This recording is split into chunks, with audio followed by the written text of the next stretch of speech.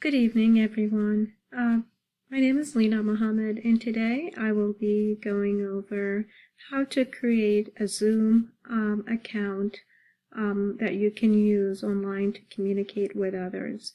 Given our lives nowadays with COVID and everything being virtual, our kids are going to school virtually, work is getting done virtually.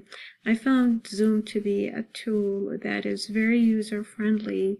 A 5-year-old can use it to us adults, so it's very user-friendly and very easily accessible, and overall is free. So how to do that is you'll have to go to the Zoom .us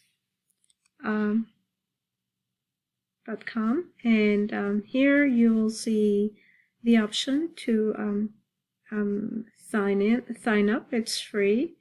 I do have an account, so I'm hoping that this will go through the process and show you how to sign up. You'll have to enter your date of birth, your month and date, and then confirm it. So let me enter my date of birth and my after that I believe you'll have the option to confirm your email address.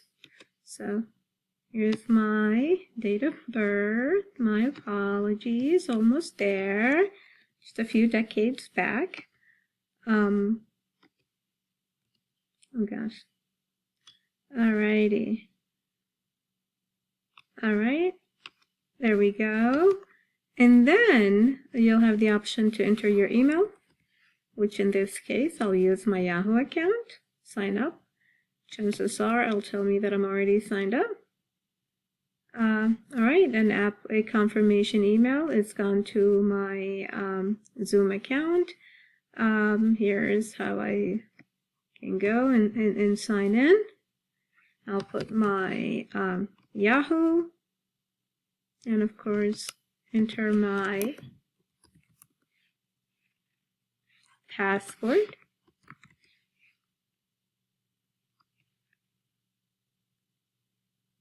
Alright, perfect. So this is my Zoom account. You can schedule a meeting by clicking on Schedule Meeting. You will have the option to pick the meeting topic, what time the meeting will take place, and of course the duration of the meeting. You can also invite attendees to your meeting. So as you can see, you have the option to do that. You can also control the settings of the meeting. For example, I did presentation with my other classes, or a communication class, and we were able to change the settings where other people were able to share their screens when they were speaking. So I did find the tool to be very, very helpful.